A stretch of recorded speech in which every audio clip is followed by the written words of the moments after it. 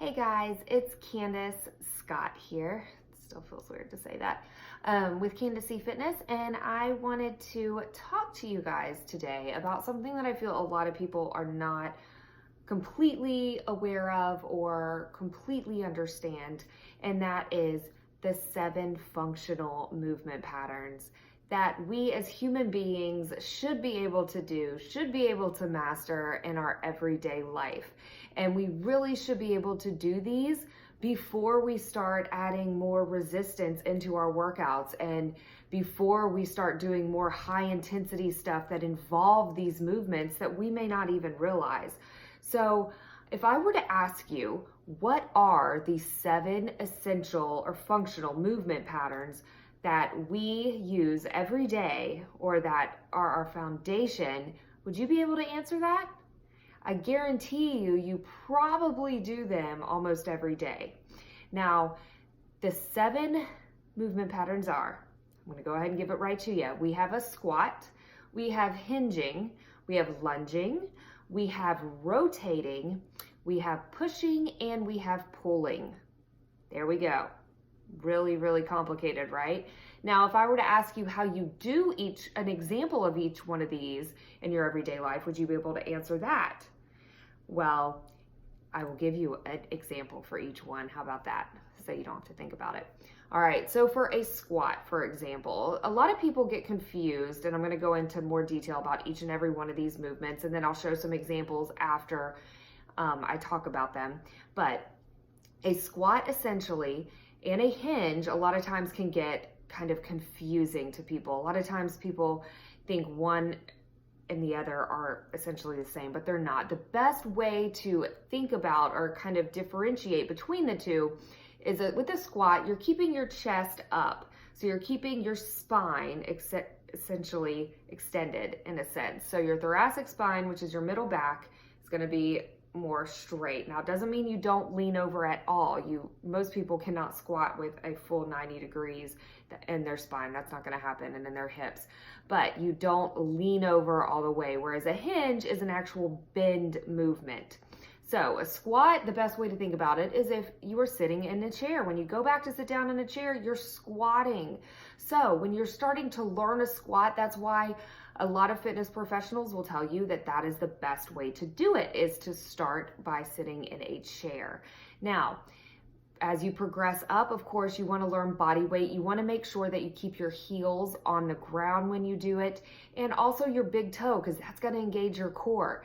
And then on top of that, again, keeping those shoulders kind of back, that nice neutral spine, not letting that lower back dip down. And again, really making sure that you squeeze your glutes as you stand back up, because you want that glute engagement. Even though a squat is more of a knee dominant exercise than like a hinge, because your knees do bend more, you still want that glute engagement. Your glutes and hamstrings, the back of your legs, the back of your body should be what is engaged and really working you through that movement. Moving on next to the hinge. So a hinge is essentially, like I said a minute ago, a bend movement. So you are bending at the waist. You are hinging your hips back.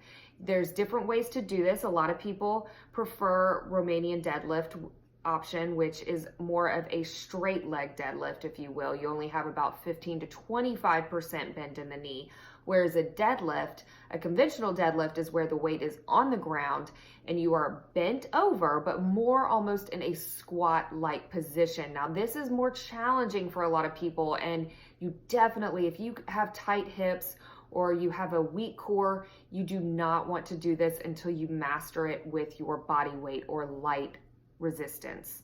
Okay, so I'll be sure to give you some examples at the end of different ways to do this. And then moving on to the lunge. Now, a lunge is something that a lot of people are like, oh, I can't do them because I have bad knees. I've heard that so many times, and I'm not here to say that you should. But if you are doing it properly, then you shouldn't feel much in your knee to begin with, because a lunge is what we do when we are walking, when we are climbing, when we are going upstairs. That is all lunging. But Most of us lead with our knees with a lunge, and you want to, again, focus on those glutes and your hamstrings, the back of the leg. So you want to drive through your heel, not come up on your toe when you do it.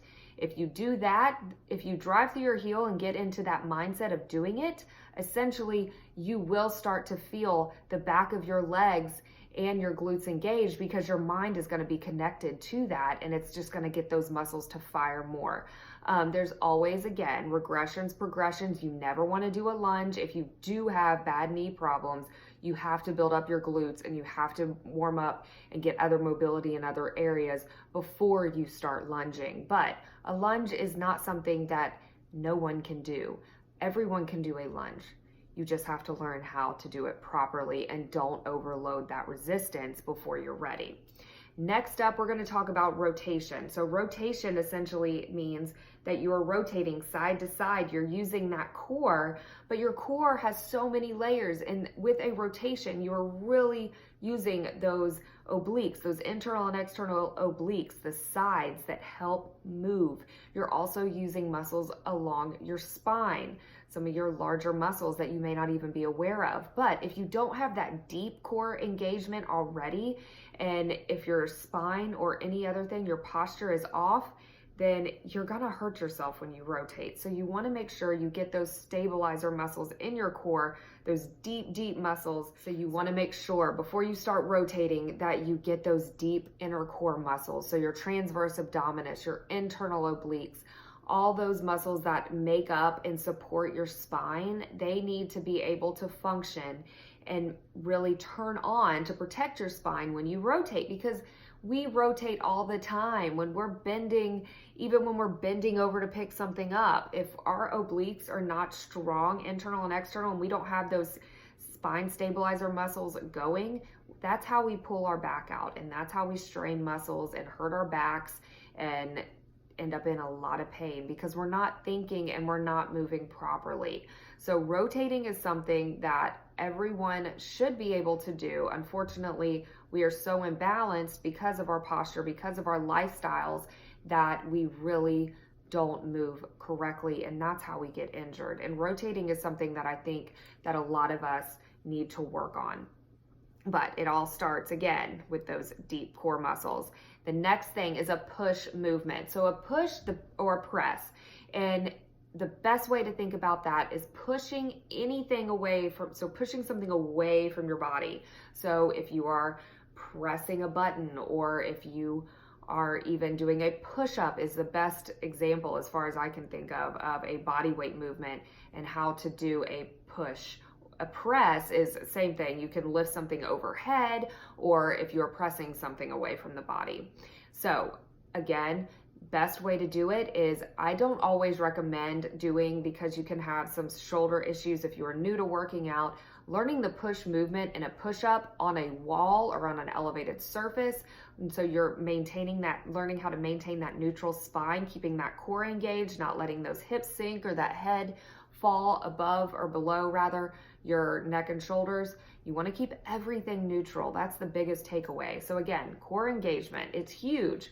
The next and last movement pattern is a pull. So push is going away from the body, pull is coming towards it. So when you are rowing, you're using those back muscles when you're picking something up off the ground or grabbing your purse or your bag and pulling it towards you. That is a pull movement. So again, something we do every day. And a lot of times we get that upper engagement when we're really, really tight through our neck, or if we sit all day and have those rounded shoulders, it's really hard to use the right muscles and open up that back and that chest to where you can really pull with your lats, with your rear delts, with your serratus, all those muscles. You don't have to know which ones they are, but all those muscles that make up our back. And some of the best ways to learn how to do this, again, is just simple movements. So grabbing a band and pulling apart, feeling those shoulders retract. That is something that you can do, or pulling towards you rather, getting those elbows, those shoulders back, really opening up that chest. So with a pull, your chest is opening and expanding. And then with a press, your back is doing that while your chest is rounding. So again, 7 essential movement patterns. What are they? Bet you didn't think I was going to throw that at you, did you? So, okay, 7 movement patterns are squat, hinge, lunge, rotation. We've got push, we've got pull, and gait. The one thing I didn't talk about was gait. So, gait is essentially walking, so how we move from here to there. Again, something we do every day, but a lot of us, we walk with our feet turning out or in, and when we do that, when we have external or internal rotation at our feet and our hips, that only escalates throughout our entire body. Our body is one major kinetic chain, and we want everything to flow right from head to toe. So great things to work on with gait are just really stretching out, stretching your hips. And once you get your hamstrings and your glutes fired up, that's a great way to make sure that you're keeping everything in line. You're moving properly. You're not really leading on your toes. You're not heel striking the whole time if you're running. There's just multiple things to think about, but there's different ways, balance, etc., that you can work on getting your gait right. So from now on, I want you to think about when you are standing, when you are sitting, when you are walking, how does your body look? If you were to take a picture of yourself in that moment, what would you look like? Is there something you should think about or change? Well, there you go. Then you know you need to work on some posture. You need to work on some activation. You need to work on getting something of these 7 movement patterns down to get stronger and just function in everyday life.